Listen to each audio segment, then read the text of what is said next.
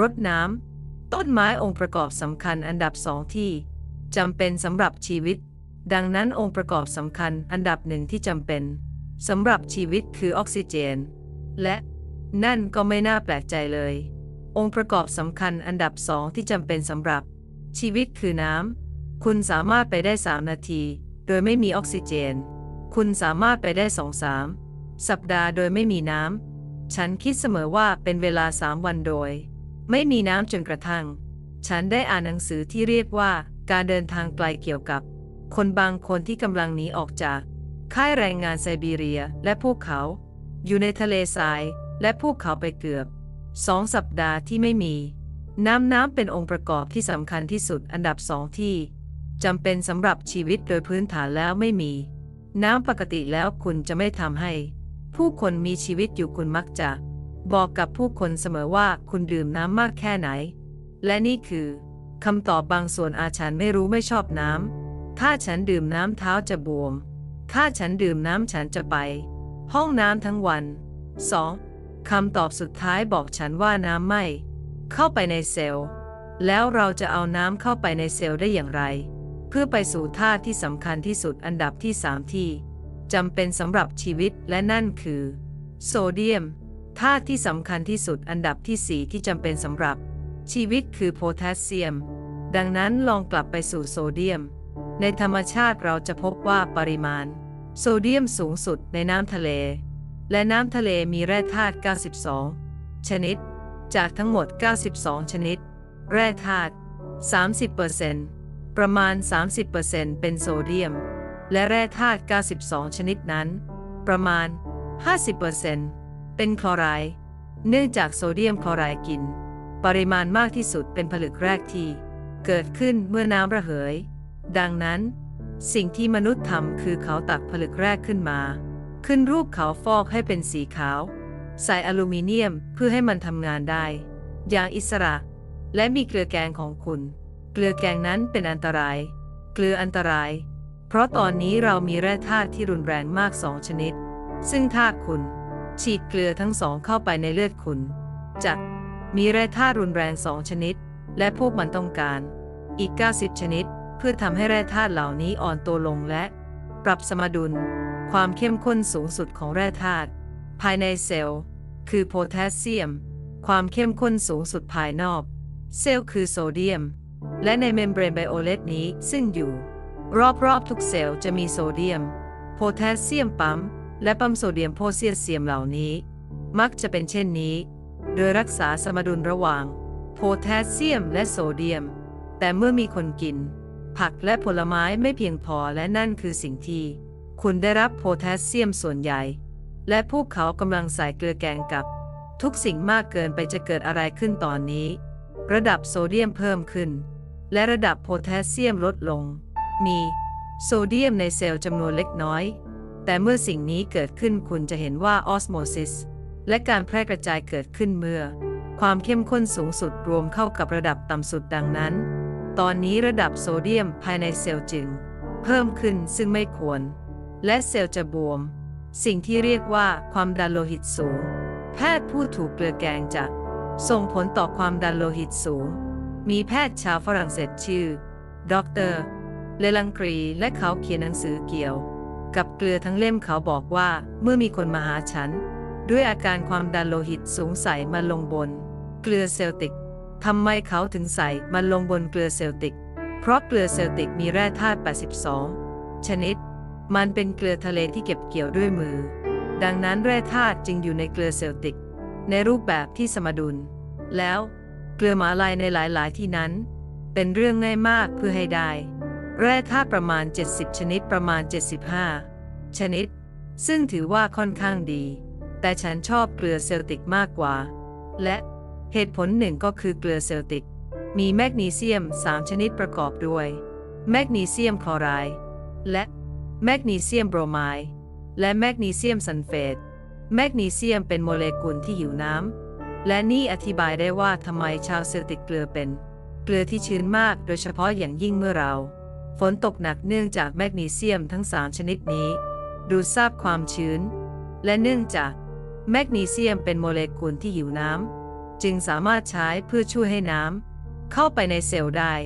ดังนั้นเมื่อคุณนำผลึกของเกลือเซลติกวางไว้บนลิ้นของคุณและบางคนก็บอกว่าคริสตัลจะใหญ่ขนาดไหนถ้าคุณมีความดันโลหิตสูงเริ่มจากเล็กๆประมาณขนาดของเมล็ดงาฉันไม่มีความดันโลหิตสูงดังนั้นฉันอาจมีเมล็ดงาเล็กน้อยประมาณ3 เท่าวางบนลิ้นของคุณเยื่อเมือกของคุณเริ่มดูดซับแร่ธาตุแมกนีเซียมถูกพาไปที่เยื่อหุ้มเซลล์และคุณดื่มน้ำและแมกนีเซียมนั้นดึงน้ำนั้นเข้าไปในเซลล์มันเป็นวิธีที่เร็วที่สุดในการให้ความชุ่มชื้นแก่ร่างกายในครั้งเดียวที่การดื่มน้ำมากเกินไปสามารถทำได้อันตรายคือถ้าผู้คนดื่มมากเกินไปในคราวเดียวและไม่มีแร่ธาตุที่อยู่ในเกลือเซลติกเพื่อดึงน้ำนั้นเข้าไปในเซลล์ฉันเคยมีคนบ่นกับฉันพวกเขาบอกว่าฉันกำลังดื่มน้ำมากขึ้นตอนนี้ฉันกำลังจะไปห้องน้ำทั้งวันฉันเลยบอกว่าคุณกำลังดื่มเกลืออยู่ใส่คริสตัลเล็กๆน้อยๆก่อนน้ำทุกแก้วและตามหลักการแล้วเราควรดื่มน้ำประมาณวันละ8 แก้วแล้วฉันก็พูดกับพวกเขาว่าอย่าดื่มเลยแก้วทันทีฉันคิดว่าฉันกล่าวไว้ก่อนหน้านี้ฉันดื่มครึ่งแก้วทันทีที่ฉันลุกขึ้นไปเข้าห้องน้ำฉันดื่มอีกครึ่งแก้วจากนั้นฉันก็แต่งตัวและดื่มอีกครึ่งแก้วแต่เมื่อเริ่มทุกแก้วฉันจะได้ปริมาณเล็กน้อยเกลือคุณเลยให้น้ำกระจายตลอดทั้งวันและหลายๆคนก็พูดกับฉันว่าขอบคุณมากที่สร้างความแตกต่างครั้งใหญ่มองเห็นน้ำมหาศาลในนั้นไม่นานก่อนที่น้ำมหาศาลจะไหลออกมามันเหมือนกับการรดน้ำต้นไม้และมองดูพระเจ้าฝนตกลงมาทีละน้อยและเมื่อมีพายุทอร์นาโดเมื่อมีฝนตกหนักดินจะถูกชะล้างออกไปและน้ำท่วมได้ดังนั้นจงจำไว้ด้วยว่าร่างกายของคุณจะรับมันทีละน้อยทีละน้อยมันเป็นวิธีที่ดีที่สุดเพื่อนำมันไปซับในทางเดินอาหารของวิลลี่และบนวิลลี่นั้นเป็นตำแหน่งของตัวรับและตำแหน่งของตัวรับนั้นคือการนำกลูโคสผ่านและเข้าไปในเลือดดังนั้นในวิลลี่นี้เราก็มีเส้นเลือดฝอยที่ไหลไปจนสุดทางไซต์ตัวรับนั้นเป็นพาหะและพาหะนี้ออกแบบมาเพื่อนำกลูโคสผ่านไปยังเลือดแต่พาหะจะไม่ยอมรับกลูโคสเว้นแต่ว่ามันมาพร้อมกับโมเลกุลของโซเดียมฉันอ่านสิ่งนี้ในหนังสือกายวิภาคศาสตร์และสรีวิทยาของฉันในหนังสือกายวิภาคศาสตร์และสรีวิทยาฉันจำประโยคนี้เพื่อจะได้เล่าให้คุณฟังจากปากม้าโซเดียมคือระบบขนส่งหลักของกลูโคสข้ามผนังขอบผู้กันและเข้าสู่กระแสเลือดแต่สิ่งที่เราบอกไว้ว่าอย่ากินเกลือให้ดีฉันเห็นด้วยกับเกลือแกงเพราะมันทำให้เกิดความไม่สมดุลของแร่ธาตุเข้าและออกจากกลิ่นอย่างแน่นอนและคุณรู้ไหมว่าโซเดียมคลอไรด์มีความเข้มข้นมากจนสามารถทำลายต่อมรับรสได้คุณเคยเห็นคนที่กินเกลือแกงใส่ทุกอย่างแล้วทาก่อนได้ลิ้มรสมันดีด้วยซ้ำไม่น่าแปลกใจเลยที่ต่อมรับรสของพวกมันกำลังจะตายในขณะที่เกลือเซลติกที่มีแร่ธาตุทั้งหมดนั้นมันช่วยเพิ่มรสชาติของอาหารได้ตอนนี้ถั่วเลนทิลแดงที่เรามีเมื่อเช้านี้มีคนไม่กี่คนที่บอกว่าฉันเสิร์ฟอะไรในนี้ด้วยซ้ำตอนอาหารเช้าที่บ้านของฉันและผู้คนบอกว่ามีไก่อยู่ในนี้และฉันรู้ว่าทำไมพวกเขาถึงบอกว่ามันเป็นเพราะมันอร่อยมากมันมีน้ำมันมะกอกเล็กน้อยสมุนไพรบางชนิดก็ดีถ้าคุณสามารถหาสมุนไพรสดหรืออิตาลีและเกลือเซลติกได้และขมิ้นนิดหน่อยแค่นั้นแหละฉันล้างมันอย่างดีต้องล้างให้สะอาดก่อนและฉันก็ทำก่อนที่มันจะสุกเต็มที่แต่อย่างที่คุณเห็นว่ามันอร่อยเห็นว่าฉันไม่สนใจที่จะปรุงหัวหอมและกระเทียมและอื่นๆอีกมากมายฉันชอบที่ถั่วเลนทิลของฉันจะทำแบบนั้นตอนพักเที่ยงแต่ในตอนเช้าฉันมีเนินเขาให้วิ่งขึ้นลงลำธารให้กระโดดเข้าไปฉันไม่สนใจที่จะอยู่ในครัวเป็นเวลานานและนั่นก็เป็นเวลามากจานด่วนเพื่อทำโซเดียมไม่เพียงแต่จำเป็นในการนำกลูโคสเข้าสู่กระแสเลือดกลูโคสเข้าสู่กระแสเลือดเท่านั้นแต่ยังต้องนำน้ำเข้าสู่เซลล์ด้วย ดังนั้นโซเดียมจึงเป็นองค์ประกอบที่สำคัญที่สุดอันดับที่ 3ที่จำเป็นสำหรับชีวิตและคุณสามารถรับข้อมูลนั้นเกี่ยวกับปัจจัยสำคัญทั้ง 4ในหนังสือกายวิภาคศาสตร์สรีวิทยาหนังสือเคมีหนังสือชีววิทยาฉันแค่ให้ข้อเท็จจริงแก่คุณที่นี่เพื่อให้คุณเห็นว่าน้ำมีความสำคัญมากแต่ก็เกลือเช่นกันและอีกครั้งหนึ่งที่โพแทสเซียมพบได้ในผักและผลไม้สดของคุณแคลเซียมไม่สามารถเข้าไปในเซลล์โดยตัวมันเองมันต้องการวิตามินดีเมื่อมีวิตามินดีอยู่แคลเซียมจะถูกดึงเข้าไปในเซลล์และจำไว้ว่าฉันแสดงให้คุณเห็นเมื่อวันก่อนว่าแคลเซียมเรียกว่าราชาเพราะเมื่อมันเข้าไปในเซลล์แร่ธาตุอื่นๆทั้งหมดจะอยู่บนหลังของแคลเซียมมีอย่างอื่นเกิดขึ้นฉันอยากจะย้อนกลับไปสักครู่เมื่อแมกนีเซียมวางบนลิ้นและคุณมีแก้วน้ำหรือครึ่งแก้วต่อมาอีกครึ่งแก้วที่แมกนีเซียมดึงน้ำภายในเซลล์และในเมมเบรนไบโอต่อรอบๆทุกเซลล์จะมีมอเตอร์เล็กๆและเมื่อน้ำถูกดึงผ่านเมมเบรนและเข้าไปในเซลล์มันจะทำให้มอเตอร์เล็กๆนั้นเริ่มหมุนและการหมุนของมอเตอร์นั้นให้พลังงาน1 หน่วยแก่เราดังนั้นเมื่อคุณรู้สึกเหนื่อยนิดหน่อยหรืออาจจะหิวนิดหน่อยในตอนเช้ากินเกลือและน้ำแล้วคุณจะได้ของกระจุกกระจิกเล็กๆน้อยๆดังนั้นเมื่อทุกคนออกไปข้างนอกเพื่อสูบบุหรี่หรือดื่มกาแฟสักแก้วคุณก็จะได้คริสตัลเกลือแก้วน้ำของคุณอย่างแน่นอนหากคุณทำงานในออฟฟิศให้ออกไปข้างนอกและหาต้นไม้จำไว้ว่าต้นไม้ให้ออกซิเจนแก่ชีวิตอย่างไรหายใจเข้าลึกๆจากกล้ามเนื้อหน้าท้องของคุณและออกซิเจนที่ระเบิดออกมาจำได้ว่าออกซิเจนทำอะไรที่เซลล์ระดับออกซิเจนจะทำให้คุณมีพลังงานเพิ่มขึ้น18เท่าเราได้ดูภายใน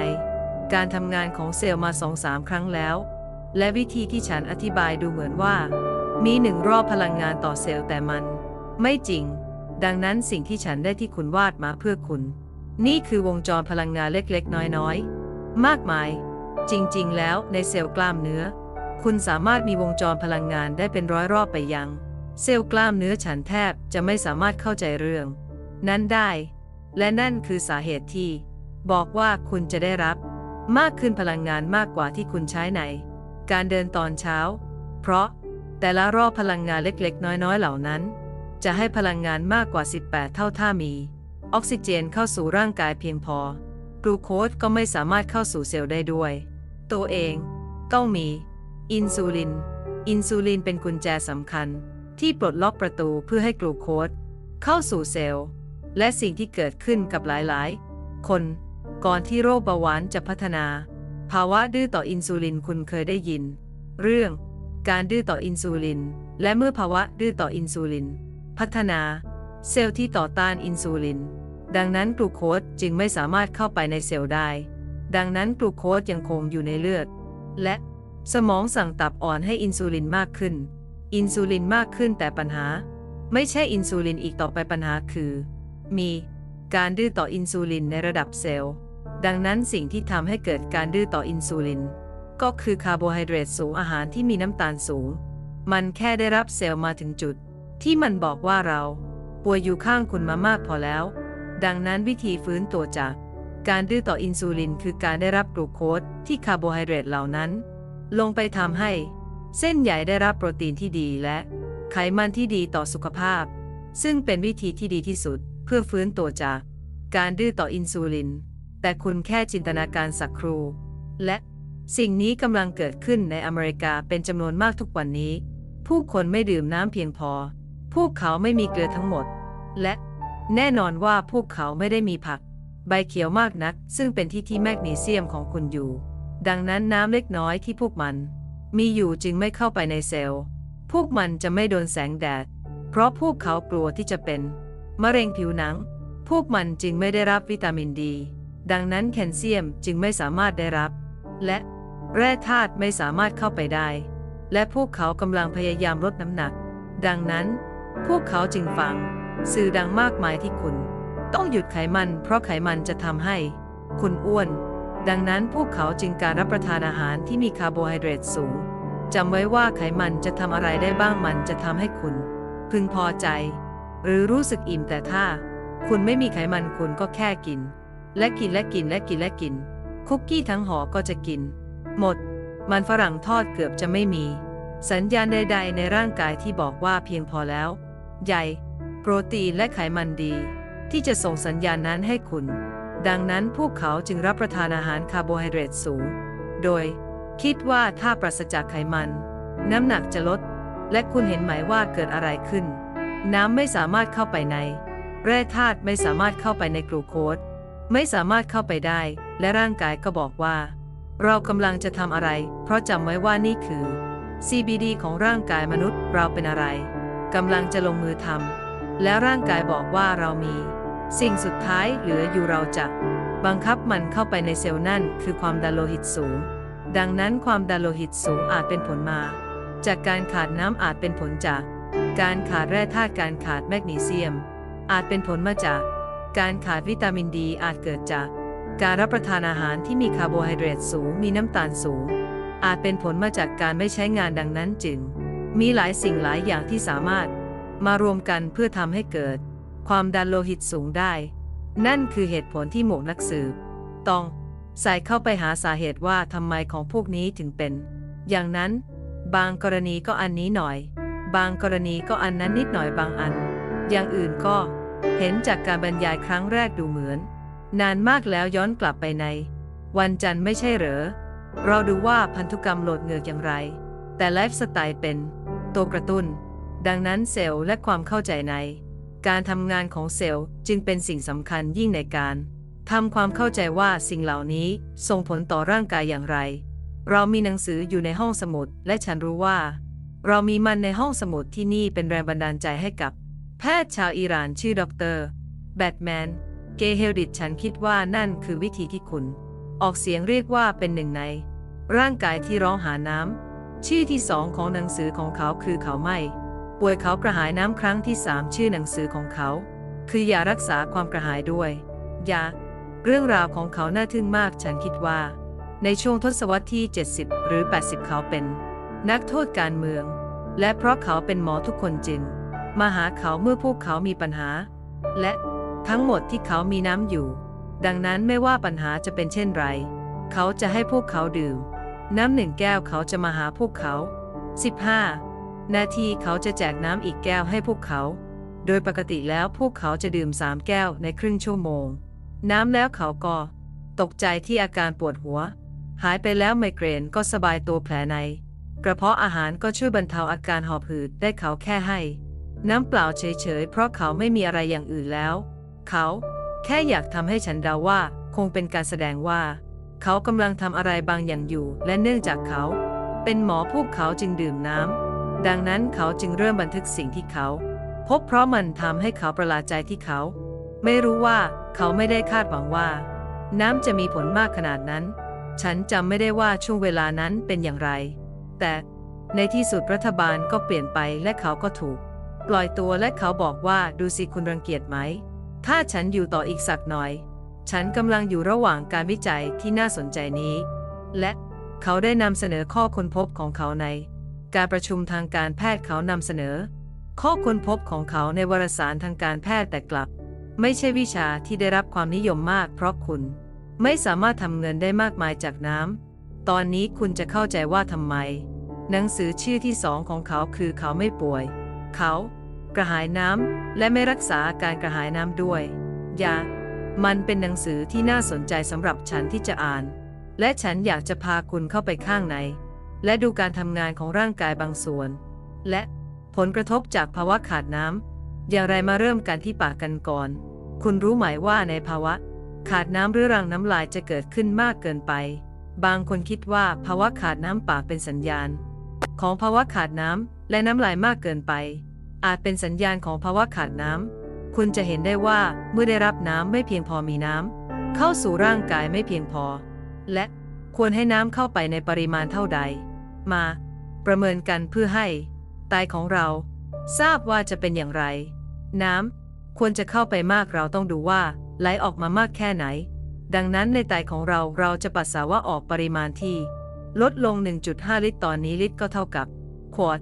ดังนั้นฉันน่าจะดีที่สุดเพราะฉันพูดกับผู้ชมชาวอเมริกันบอกว่าการสูญเสียในราชสำนักการสูญเสียจากผิวหนัง 1.5 ขวด อาจเป็น 0.5 ของการสูญเสียจากลำไส้ใหญ่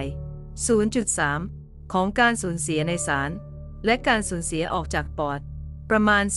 0.2 over quart ดังนั้นนั่นจึงเท่ากับ2 คอวอตครึ่งสูญเสีย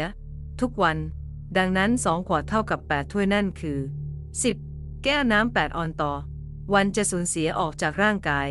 และเราไม่มีถังสำรองที่ด้านหลังน้ำที่เราเข้าไปมีเพียงน้ำเดียวที่เราเข้าไปดังนั้นเราจึงควรดื่มอย่างน้อยวันละ2 ขวดอย่างน้อยถ้าเป็นไปได้ในขณะนี้เนื่องจากคุณเข้าซาวน่าอบไอน้ำทุกวันฉันจะไม่แปลกใจถ้าคุณสูญเสีย 0.8 ควอตออกมาของผิวของคุณเพราะคุณเหงื่อออกมากอีกครึ่งหนึ่งอาจมาในผลไม้และผักของคุณบางทีสมุนไพรของคุณอาจดื่มน้ำผักตลอดทั้งวันนั่นคือปริมาณน้ำที่เราต้องการและดร.แบทแมนเกเฮลดีเขาแสดงให้เห็นว่าสถานที่แรกที่เรารู้สึกถึงน้ำนั้นการสูญเสียหากเราไม่ได้เปลี่ยนน้ำร่างกายจะเข้าสู่รูปแบบหนึ่งของการจัดการภัยแล้งและจะปล่อยฮอร์โมนออกมาเพื่อจัดการกับภัยแล้งเรียกว่าฮิสตามีน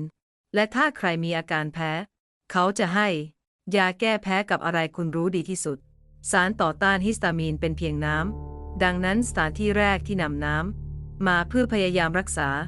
ปริมาตรของเลือดในหลอดเลือดดำและหลอดเลือดแดงให้เต็มคือเยื่อบุของกระเพาะอาหารเรามีผนังเยื่อเมือกหนาซับในกระเพาะอาหารและตอนนี้เราจึงมีผนังเยื่อเมือกที่บางมากตอนนี้ในผนังเยื่อเมือกนั้นมีโซเดียมไบคาร์บอเนตและโซเดียมไบคาร์บอเนตอยู่ในผนังเยื่อเมือกเพื่อต่อต้านกรดในกระเพาะที่อาจพยายามผ่านไปได้และโดยพื้นฐานแล้วจะป้องกันจากแผลในกระเพาะอาหารดังนั้นอะไรคือแผลในกระเพาะอาหารโดยพื้นฐานแล้วตอนนี้เนื้อเยื่อพังฉันขอเล่าสถานการณ์ให้คุณฟังมันอาจจะประมาณ20 ปีที่แล้วแพทย์ชาวออสเตรเลีย2 คนในออสเตรเลียตะวันตกค้นพบว่าเชื้อฮิลิโคแบคเตอร์พาโลรีทำให้เกิดแผลในกระเพาะอาหารที่คุณเคยได้ยินเกี่ยวกับทฤษฎีนั้นพวกเขาถึงกับใส่แบคทีเรียฮิลิโคแบคเตอร์พาโลรีด้วยซ้ำเข้าท้องบางคนและเป็นแผลในกระเพาะอาหารเราจึงให้ผู้ชายทำโปรแกรมของเราจากแอฟริกาใต้และเขากับภรรยามาเขาไม่สนใจที่จะไปพักผ่อนของเราแต่ภรรยาของเขาปวดเต็มที่จึงมาอย่างไม่เต็มใจและเมื่อฉันกำลังคุยกับเขาอายุประมาณ57 ปีเขาไม่ต้องการตอบคำถามของฉันเขาตอบทันทีและไม่นานเขาก็ไม่รำคาญฉันรู้ว่าเขารำคาญภรรยาของเขาว่าเขาอยู่ที่นั่นด้วยฉันพูดกับเขาว่าคุณดื่มไหมดื่มน้ำวันละ2 ลิตรฉันเลยเปลี่ยนจากตรงนั้นฉันไม่ได้ถามคำถามอีกต่อไปฉันบอกว่าคุณต้องการยาใดๆเขาบอกว่าใช่ฉันใช้ยาปฏิชีวนะชนิดอื่นทุกเดือนเพื่อฆ่าเชื้อฮิลิโคแบคเตอร์พาโลรีในท้องเพราะฉันประสบปัญหากระเพาะมา25 ปีแล้วทั่วโลกดังนั้นอย่างหลังสิ่งล่าสุดที่เขาพยายามคือยาปฏิชีวนะเพราะพวกเขาพบว่าเขามีเฮลิโคแบคเตอร์อยู่ในท้องฉันบอกว่าคุณอยู่ในโปรแกรมนี้นานแค่ไหนเขาบอกว่า4 เดือนดังนั้นเขาได้รับเชื้อฮิลิโคแบคเตอร์พาโลรีไปแล้ว4 โดสและลองเดาดูว่ายังมีอะไรอยู่และเขายังคงมีอาการปวดท้องอยู่ฉันบอกว่าคุณสนใจที่จะลองใช้ยาอื่นแทนหรือไม่เขาบอกว่าไม่ฉันมีความสุขมากกับยาของฉันขอบคุณมากและฉันให้เสมอทุกคนเคารพฉันเคารพการตัดสินใจของทุกคนไม่ใช่ว่าพระเจ้าประทานสิทธิ์ของเราอย่างแน่นอนฉันแค่บอกว่าและฉันก็ทิ้งมันไว้ที่นั่นหลังจากการบรรยายครั้งแรกซึ่งฉันได้พูดคุยเกี่ยวกับความสามารถของร่างกายในการรักษาตัวเองเพื่อที่เราจะได้มีปัญหาที่เราควรมองหาวิธีที่ร่างกายรักษาและทำงานร่วมกับมันเขากับภรรยาและเธอก็กินยาเหมือนกันพวกเขาเข้ามาหาฉันทันทีเขาบอกว่ามันสมเหตุสมผลมากกว่าสิ่งอื่นใดที่ฉันเคยได้ยินมาฉันยินดีที่จะทำตามที่คุณแนะนำฉันพูดไปสำหรับเขาฉันไม่มีอำนาจเหนือยาของคุณแต่ฉันบอกว่าถ้าเป็นฉันจะหยุดมันเพราะมันไม่ได้ผลจนถึงตอนนี้และฉันจะลองใช้สมุนไพรที่ฉันแนะนำให้เขาบอกว่าฉันเต็มใจดังนั้นสิ่งที่ฉันทำคือให้ไปแล้วเขาเป็นสมุนไพรที่เรียกว่า Slippery Eliem ซึ่งเคลือบและบรรเทาเยื่อบุลำไส้เขาทำโปรแกรมพื้นฐานของเรากับ น้ำผลไม้เป็นเวลา2 วันและเราสนับสนุนให้ผู้คนดื่มน้ำระหว่างน้ำผลไม้ทุกครั้งในช่วงปลายสัปดาห์ฉันมีผู้ชายที่มีความสุขมากอยู่ข้างหน้าสำหรับฉันเขากระตือรือร้นที่จะบอกฉันบางอย่างฉันตอบว่าใช่เขาบอกว่าฉันไม่ท้องมา2 วันแล้วครั้งแรกในรอบ25 ปีฉันบอกว่าเป็นข่าวดีและเขาก็พูดและฉันได้แก้ไขปัญหาให้กับฉันแล้วข่าวดียิ่งกว่านั้นเพราะเราคือหมอคือใครฉันบอกว่าปัญหาคืออะไรเขาบอกว่าฉันไม่ได้ดื่มอะไรเลยระหว่างมื้ออาหารและฉันก็ดื่มน้ำเกือบหมดทุกมื้อดังนั้นฉันจึงอยากแสดงให้คุณเห็นว่าเกิดอะไรขึ้นในตัวเขาลำไส้ดังนั้นสิ่งที่เกิดขึ้นในลำไส้ของเขาไม่ดื่มอะไรเลยระหว่างมื้ออาหารซึ่งหมายความว่าเยื่อบุลำไส้ของเขาบางมากซึ่งหมายความว่ากรดไฮโดรคลอริกกำลังทำลายเนื้อเยื่อและจำไว้ว่าแบคทีเรียนั้นเป็นสิ่งมีชีวิตที่ฉวยโอกาสดังนั้นสิ่งที่เกิดขึ้นคือร่างกายเริ่มที่จะจุลินทรีย์ของมันเองเปลี่ยนบทบาทและเข้ามาเป็นทีมทำความสะอาดจำคนเก็บขยะได้และพวกเขาก็เริ่มทำความสะอาดเนื้อเยื่อที่ตายแล้วและชื่อของมันเรียกว่า Helicobacter pylori ดูว่าทำไมคุณต้องถามว่าทำไมพวกเขาถึงอยู่ที่นั่นไม่น่าแปลกใจที่พวกเขาพบ Helicobacter pylori ในทุกกรณีของแผลในกระเพาะอาหารพวกเขาอยู่ที่นั่นเพื่อทำความสะอาดสิ่งที่ยุ่งเหยิงในตอนนี้ตามที่พระเจ้าน่าจะทำเมื่อเราได้กลิ่นอาหารและเราเริ่มเคี้ยวอาหารกรดไฮโดรคลอริกนี่คือกรดไฮโดรคลอริกถูกปล่อยออกมาและกรดไฮโดรคลอริกเชื่อมต่อกับเปปซิโนเจนเพื่อปล่อยเปปซินซึ่งสลายโปรตีนแต่กรดไฮโดรคลอริกทำอย่างอื่นมันเป็นยาต้านเชื้อราดังนั้นจึงมีความสามารถในการกำจัดสิ่งเหล่านี้ออกไปและเช่นเดียวกับที่กรดไฮโดรลิกกำลังพิจารณาที่จะลงไปเช็ดพวกมันออกไปเขามีน้ำแก้วใหญ่และน้ำทำอะไรกับกรดไฮโดรคลอริกเพียงแค่เจือจางเธอเพื่อให้เชื้อ Helicobacter pylori กัดเนื้อเยื่อที่ตายแล้วและมันก็ใกล้เคียงกันชอมสิ่งที่ชายคนนี้ค้นพบคือเขาดื่มน้ำผิดเวลาคุณจำได้ไหมฉันบอกคุณก่อนหน้านี้ฉันบอกว่าคุณดื่มน้ำไปเท่าไหร่ดื่มวันละฉบับแล้วเขาก็พูดจดหมาย2 ฉบับและเพราะเขาค่อนข้างขัดใจกับคำตอบทั้งหมดของเขาฉันจึงตัดสินใจไม่ฝืนอีกต่อไปดังนั้นตอนนี้เขาดื่มแต่เช้าตรู่เขาจึงหยุดดื่มครึ่งชั่วโมงก่อนมื้ออาหารและครึ่งชั่วโมงก่อนรับประทานอาหารมื้ออาหารทำให้ผนังเยื่อเมือกหนาขึ้นทันทีที่มีน้ำที่เขากินเมื่อวันก่อนป้อนกรดไฮโดรคลอริกที่สร้างในตับดังนั้นเรามาดูกันว่าเกิดอะไรขึ้นตอนนี้ขณะอยู่ที่สถานบำบัดสุขภาพที่เขาดื่มน้ำในช่วงเวลาที่เหมาะสมระหว่างมื้ออาหารผนังเยื่อเมือกของเขาเริ่มหนาขึ้นแล้วเมื่อเขากินข้าวกรดไฮโดรคลอริกที่ไม่ถูกรดน้ำอีกต่อไปก็ลงมาและเช็ดเชื้อ Helicobacter pylori ช่างเป็นกระบวนการที่ยอดเยี่ยมที่รักษาเขาให้หายร่างกายของเขาก็หายเองเมื่อได้รับเงื่อนไขที่ถูกต้องเมื่อมีคนมาหาฉันด้วย Helicobacter pylori 1. สิ่งแรกที่ฉันทำคือเพิ่มกรดไฮโดรคลอริกเพราะถ้าคุณเพิ่มกรดไฮโดรคลอริกจำไว้ว่าบทบาทของมันคืออะไรในการต้านเชื้อแบคทีเรียต่อต้านยีสต์ต้านเชื้อราตอนนี้ฉันไม่ได้วิพากษ์วิจารณ์แพทย์ที่ค้นพบว่าเชื้อ Helicobacter pylori ทำให้เกิดแผลในกระเพาะอาหารมันอยู่ตรงนั้นมีบทบาทแต่เหตุใดคุณจึงเห็นสิ่งนั้นและน่าเสียดายบนกระดานที่ได้รับรางวัลโนเบลนั้นเป็นตัวแทนของบริษัทยาดังนั้นเราจะไม่ไปไกลกว่านั้นและฉันไม่ได้บอกว่าคนในนั้นได้รับรางวัลโนเบลไม่สมควรได้รับมันอย่างแน่นอนที่พวกเขาทำเพราะการทำงานที่ยอดเยี่ยมของพวกเขาแต่ฉันแค่เสนอให้คุณเห็นข้อเท็จจริงที่ฉันแค่ให้กายวิภาคศาสตร์และสรีวิทยาพื้นฐานแก่คุณดังนั้นผู้ชายคนนี้ที่ปวดท้องมา25 ปีจึงรู้สึกโล่งใจได้เพียงการดื่มน้ำในเวลาที่เหมาะสมซึ่งทำให้ร่างกายของเขาสามารถรักษาตัวเองได้ดร.แบทแมนจับเขาจะเรียกเขาว่าดร.บีเขาพบที่แรกที่เราสูญเสียน้ำคือเยื่อบุของระบบทางเดินอาหารเขายังพบว่าถ้าคุณลงไปที่ทางเดินอาหารคุณมาที่ตับอ่อนและตับอ่อนจะปล่อยฮอร์โมน2 ชนิด เข้าสู่กระแสเลือดเพื่อช่วยปรับสมดุลระดับน้ำตาลในเลือดซึ่งก็คืออินซูลินและกลูคากอนของคุณแต่ถ้าคุณขาดน้ำฮอร์โมนเหล่านั้นจะไม่ถูกสร้างขึ้นอย่างที่ควรจะเป็นเพื่อให้คนที่ขาดน้ำสามารถทำได้เป็นปัจจัยที่ทำให้เกิดโรคเบาหวานเขายังค้นพบว่ามีฮอร์โมนที่ปล่อยออกมาจากตับอ่อนเพื่อสิ้นสุดการย่อยอาหารดังนั้นจึงมีไลเปสในตับอ่อน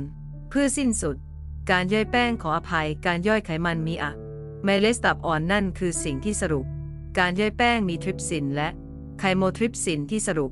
การย่อยโปรตีนในตอนนี้ทั้งหมดนี้ทำจากน้ำถ้าคุณมีน้ำไม่เพียงพอการย่อยอาหารของคุณจะถูกบุกรุกในทุกขั้นตอนน้ำเป็นสิ่งจำเป็นสำหรับการทำงานของทุกๆร่างกาย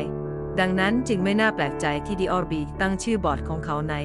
หนังสือของเขาเมื่อบุคคลมีอาการของโรคที่เขาพูดจะต้องเป็นหนึ่งในร่างกายที่หลายคนร้องหาน้ำซึ่งเป็นชื่อหนังสือของเขาเซลล์สมองของเราหดตัวลงเมื่อมีน้ำไม่เพียงพออาการปวดหัวเป็นเรื่องปกติเมื่อเราไม่มีน้ำเพียงพอรูปแบบความคิดเชิงลบสามารถพัฒนาได้เมื่อเซลล์สมองของเราไม่มีน้ำไม่เพียงพอฉันสามารถเอามือเข้าออกแบบนั้นได้โดย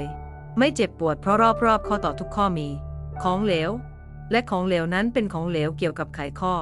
และเป็นน้ำ99ในสภาวะขาดน้ำร่างกายสามารถรับน้ำบางส่วนจากที่นั่นเพื่อรักษาไว้ได้ปริมาณเลือดเต็มในหลอดเลือดแดงหลักและหลอดเลือดดำดังนั้นหากฉันมีอาการปวดที่นั่นอาจเรียกว่าโรคข้ออักเสบแต่จริงๆแล้วอาจเป็นเพียงภาวะขาดน้ำลูกตาของเราเคลื่อนไปรอบๆในน้ำดังนั้นเราจึงต้องการน้ำในทุกขั้นตอนและปอดของเราตอนนี้อยู่ที่ด้านล่างของปอดฉันจะวาดภาพปอดของเราเล็กๆให้คุณดูเพื่อที่คุณจะได้เข้าใจนี่คือปอดของเราตรงนี้เป็นปอดข้างเดียวดังนั้นระยะการเดินทางของคุณจึงแยกและลงมาแล้วมันก็แยกอีกครั้งเป็นหลอดลมเล็กๆค่อนข้างมากกระบวนการจากนั้นที่ปลายหลอดลมทุกครั้งจะดูเหมือนพวงองุ่นเล็กๆแต่มันคือถุงลมดังนั้นที่ปลายหลอดลมคุณจะมีถุงลมและนี่คือจุดที่การแลกเปลี่ยนก๊าซเกิดขึ้นกับถุงลมทุกอันเครือข่ายของเส้นเลือดฝอยและอยู่ในเครือข่ายของเส้นเลือดฝอยนั้นซึ่งออกซิเจนถูกหยิบขึ้นมาจากถุงลมและเลือดก็ปล่อยคาร์บอนไดออกไซด์ออกมาและเราหายใจออกในถุงลมทุกอันจะมีหยดน้ำจำนวนจิ๋วและเนื่องจากแรงตึงผิวของน้ำเมื่อคุณหายใจออกถุงลมเล็กๆจะยุบตัวลงทำให้คาร์บอนไดออกไซด์ทั้งหมดส่วนใหญ่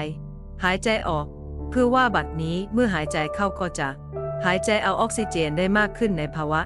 ขาดน้ำจนมีหยดน้ำเล็กๆน้อยๆไม่เป็นอย่างที่ควรจะเป็นหมายความว่าไม่ยุบลงโดยสิ้นเชิงเมื่อคุณหายใจออกซึ่งหมายความว่าคุณไม่สามารถรับออกซิเจนได้เต็มที่แต่สิ่งที่เกิดขึ้นกับร่างกายเพื่อป้องกันการสูญเสียน้ำมันสามารถเริ่มบีบรัด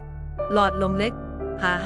เพื่อที่เราจะอย่าสูญเสียน้ำดังนั้นสัญญาณหนึ่งของการขาดน้ำสามารถติดตันหายใจลำบากเลือดจะข้นมากเมื่อขาดน้ำเลือดของเราต้องดีและบางเพื่อให้หัวใจสามารถสูบฉีดได้ง่ายเพื่อให้หน่วยกรองเล็กๆในไตของเราสามารถกรองน้ำได้สะดวกจึงจำเป็นต้องใช้น้ำเพื่อการทำงานของร่างกายทุกๆอย่างฉันจะเล่าให้คุณฟังถึงเรื่องราวของชายคนหนึ่งที่มาพักผ่อนกับเราซึ่งมีปัญหาหลัก3ประการเขามีอาการปวดหัวเรื้อรังและกินยาแก้ปวดเยอะมากหน้าอกแออัดมากและเขามีอาการปวดหลังส่วนล่างอย่างรุนแรงคุณรู้ไหมว่าน้ำหนัก75น้ำหนักที่ยึดหลังส่วนล่างของคุณนั้นถูกกักไว้โดยน้ำส่วนอีกเปอร์เซ็นต์แน่นอนนั้นใช้กับเอ็นของคุณกล้ามเนื้อของคุณและสภาวะของภาวะขาดน้ำอาการปวดหลังส่วนล่างเป็นเรื่องปกตินั่นคือสิ่งที่ผู้ชายคนนี้มีและเมื่อฉันปรึกษากับเขาฉันบอกเขาว่าคุณดื่มน้ำมากแค่ไหนต่อวันเขาบอกว่าฉันไม่ดื่มน้ำฉันบอกว่าคุณไม่ดื่มน้ำฉันบอกว่าคุณดื่มอะไรเขาบอกว่ากาแฟโคคาโคล่าเพราะเขามียาแก้ปวดเยอะมากเขาอายุเพียง44ปีเขามีร่างกายแข็งแรงแต่เมื่ออายุ44คุณภาพชีวิตของเขาหายไปเราจึงสนับสนุนให้เขาเริ่มดื่มน้ำมากขึ้นภายในสิ้นสัปดาห์การปวดหัวหายไปเมื่อปลายสัปดาห์ อาการปวดหลังส่วนล่างลดลงอย่างแน่นอนและปอดของเขาปลอดโปร่งขึ้นเล็กน้อยฉันเห็นเขาในอีก5 สัปดาห์ต่อมาเขากระโดดลงจากรถพร้อมกับยิ้มกว้างบนใบหน้าและคุณมีถังน้ำมันอยู่2 ลิตรพูดว่าน้ำ2 ขวดเขาบอกว่าฉันกำลังดื่ม4 ลิตรต่อวันเขาบอกว่าภายใน5 สัปดาห์ฉันไม่ปวดหัวไม่ปวดหลังส่วนล่างและเขาบอกว่าหน้าอกของฉันเกือบจะชัดเจนแล้วปัญหาของเขาคืออะไรมันเป็นภาวะขาดน้ำช่างดีขนาดไหนมันง่ายพอฮะกับที่ไม่ง่ายขนาดนั้นเสมอไปแต่มันก็ดีเมื่อมันง่ายขนาดนั้นดังนั้นหนังสือของ Dior B1 ในหนังสือที่ร้องหาน้ำมากมายของร่างกายจึงเป็นหนังสือที่สำคัญเพราะเขาเข้าไปในทุกการทำงานของร่างกายและแสดงให้เห็นว่ามันสำคัญแค่ไหนเพื่อให้เราดื่มน้ำให้เพียงพอผู้หญิงคนหนึ่งบอกฉันว่าฉันดื่มน้ำค่อนข้างมากในถ้วยชาของฉันขอโทษทีที่ไม่ได้ทำเช่นนั้นเพราะชามีสารที่ทำให้ขาดน้ำคาเฟอีนและแทนนินต่างก็เป็นสารที่ทำให้ขาดน้ำค่อนข้างแรงและถ้าเธอใส่น้ำตาลเล็กน้อยลงไปโดยมีสารช่วยทำให้ขาดน้ำอีกชนิดหนึ่งในนั้นเรามีนักพยาธิวิทยาประจำโปรแกรมของเราเขาบอกว่าเราได้ศึกษาเกี่ยวกับคาเฟอีนและเราพบว่าคุณต้องการน้ำ5 ถ้วยเพื่อชดเชยสารที่ทำให้ขาดน้ำในกาแฟแก้วเดียวตอนนี้เป็นกาแฟแก้วหนึ่งที่มีน้ำตาลอยู่ด้วยดังนั้นไม่เพียงแต่คนดื่มน้ำไม่เพียงพอเท่านั้นแต่ยังทำให้ร่างกายขาดน้ำด้วยเพราะเครื่องดื่มที่พวกเขาดื่มอีกครั้งเราจำเป็นต้องการดื่มทีละน้อยทีละน้อยขึ้นอยู่กับกิจกรรมของคุณตลอดทั้งวันหากคุณออกกำลังกายในสวนและเหงื่อออกมากหากคุณอบไอน้ำมากคุณจะต้องดื่มน้ำให้มากขึ้นอย่างแน่นอนหนึ่งในสัญญาณบ่งบอกว่าคุณการดื่มน้ำอย่างเพียงพอแสดงว่าปัสสาวะของคุณชัดเจนดังนั้นเมื่อปัสสาวะของคุณชัดเจนนั่นเป็นสัญญาณที่ดีพอสมควรว่าคุณดื่มน้ำเพียงพอแล้วณเวลานี้ที่สถานบำบัดคุณกำลังได้รับวิตามิน B และวิตามิน B เหล่านั้นมีผลต่อร่างกายของคุณทำให้ปัสสาวะของคุณเป็นสีเหลืองเรืองแสงดังนั้นอย่าแปลกใจถ้าสัปดาห์นี้ปัสสาวะของคุณเป็นสีเหลืองเรืองแสงดังนั้นคุณจึงต้องค้นหาวิธีที่จะเข้าได้และผู้คนจำนวนมากในสถานดูแลผู้สูงอายุพวกเขาดื่มน้ำไม่เพียงพอและแน่นอนว่ามันเป็นปัจจัยที่ทำให้เกิดอาการป่วยทางจิตและความเสื่อมของสมองที่เราเห็นในออสเตรเลียมีการวินิจฉัยโรคอัลไซเมอร์ถึง 1,700 รายทุกสัปดาห์ตอนนี้ค่อนข้างน่ากลัวเล็กน้อยคุณรู้หรือไม่ว่าพระเจ้าไม่เคยหมายความอย่างนั้นสมองของเราเสื่อมลงและพรุ่งนี้เราจะไปที่สมองและพรุ่งนี้ฉันจะแสดงให้คุณเห็นว่า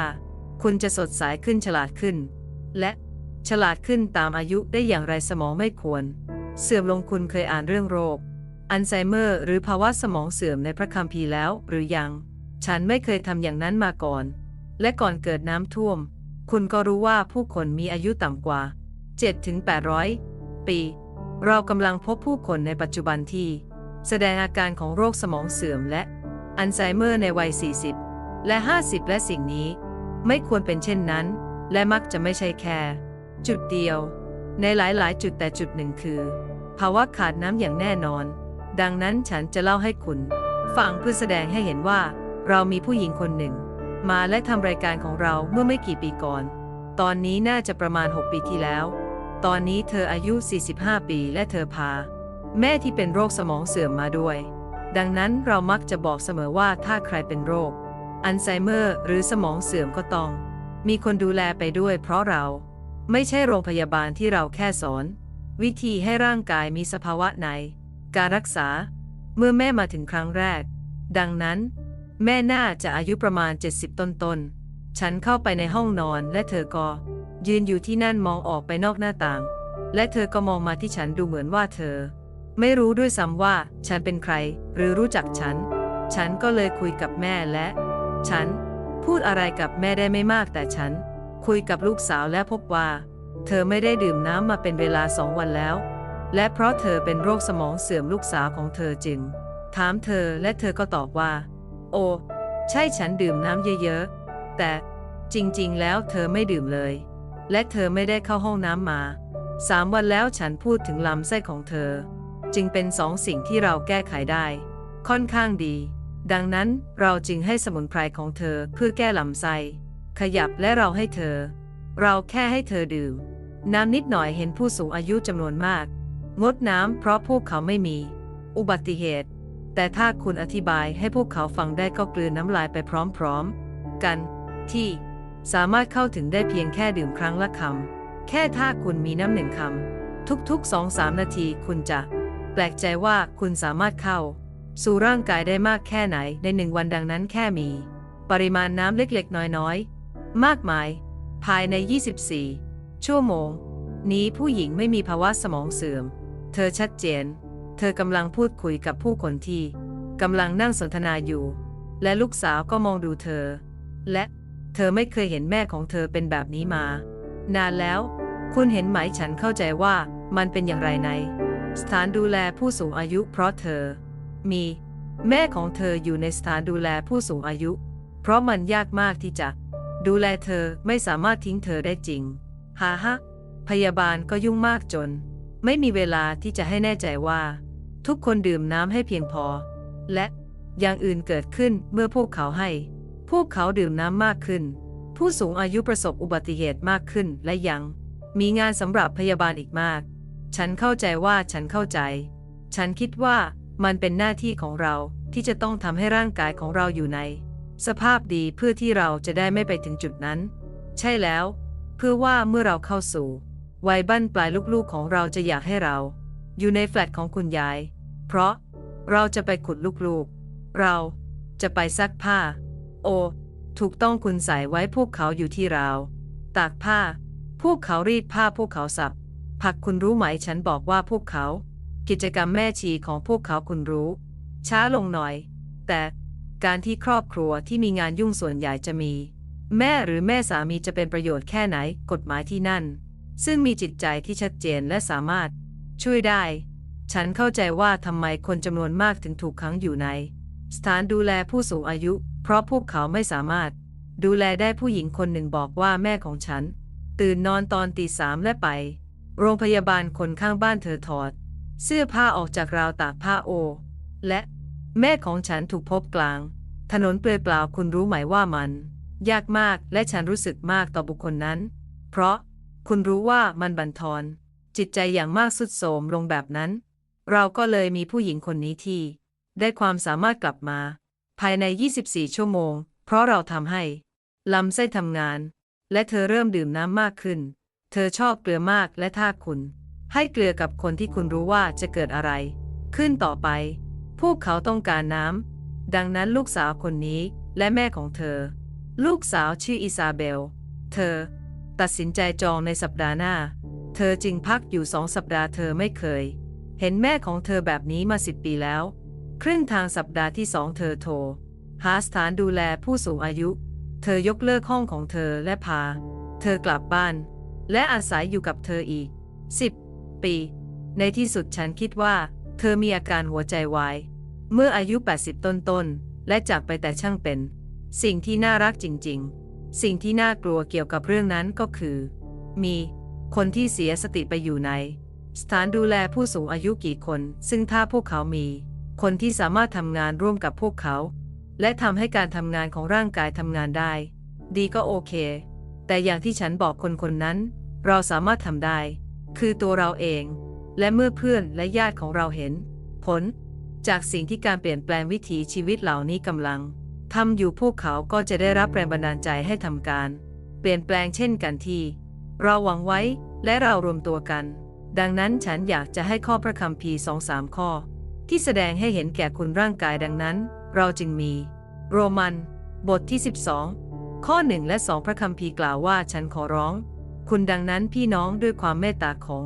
พระเจ้าให้คุณถวายร่างกายของคุณเป็นเครื่องบูชาที่มีชีวิต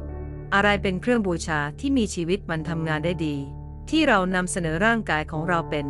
เครื่องบูชาที่ศักดิ์สิทธิ์และพระเจ้ายอมรับได้ซึ่งเป็นการรับใช้ที่สมเหตุสมผลของคุณรู้ไหมว่าทำไมมันถึงสมเหตุสมผลเพราะ